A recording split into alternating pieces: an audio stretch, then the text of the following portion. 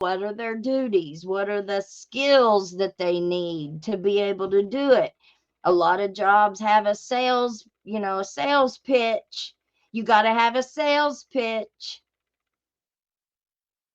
He was perfecting his technique on how to be a drug trafficker. He was perfecting his technique. Let's read what the Operation Unite. I just copied and pasted it into a document. This is what was in the Operation Unite. It was July 9th, 2019. Meet Michael Clark. Inside, and then it tells a little bit about him.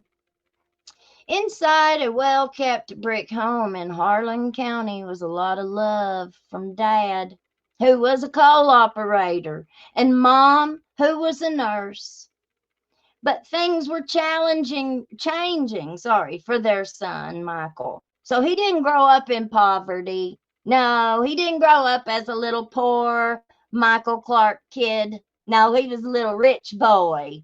He was a little rich boy from the right side of the tracks who played baseball, Little League Baseball, and played for Tom Vicini, who has coached baseball for 30 or 40 years.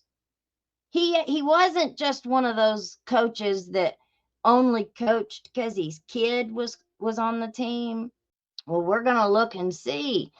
See, he developed those skills. He developed the experience. He developed his business. Rug trafficking. You got to learn how to transport. You got to learn who to get your rugs from. You got to be able to maneuver everything. You got to have a buyer lined up. Like you've got to have connections in all the right places. He started experimenting with alcohol and Mary Jane. With a 27 on his ACT, Michael headed to the University of Kentucky. Then the OC epidemic started taking off. All of a sudden, people all around him were getting 90 pills for a twisted ankle. That's when OC grabbed a hold of him and didn't let go. Because remember, he was an athlete. Michael didn't go to class, couldn't hold down a job. With only 8 credits left to graduate, he dropped out of school and moved back home to be with his father, and his girlfriend became pregnant. Well, he's got a 1999. He had a charge in Lexington from 1999 that was one like a possession of rugs and stuff. It was on from his pardon. I found it.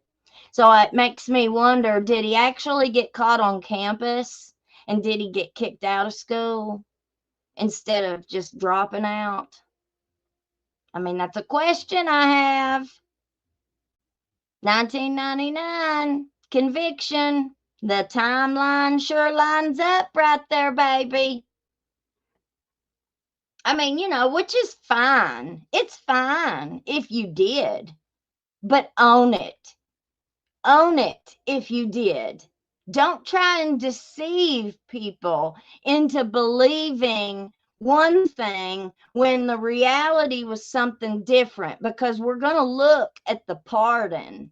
We're going to look at that and we're going to see, was he even eligible for a pardon? No, he was not eligible for a pardon. We're going to look at the timelines. Stick around.